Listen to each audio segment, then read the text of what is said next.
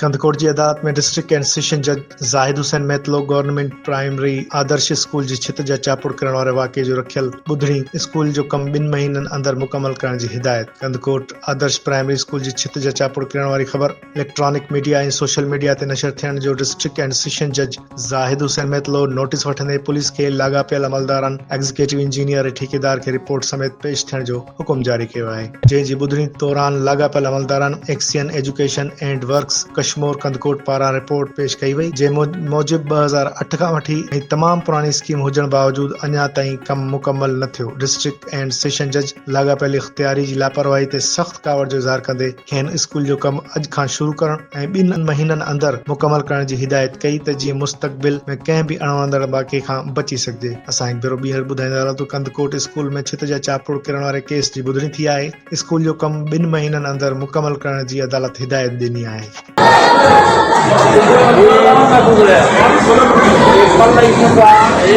सॼो ख़ौफ़ जो माहौल अची वियो आहे। असेंबली खां ॿार शुक्र क्लास ते पुॻा अॻ में धमाके सां चापड़ किरी पिया। बार बार असां इस्तदा कई आहे, उन खां बाद बि कुझु अमल नथो कयो वञे। बराए महिरबानी एक्शन कयो वञे।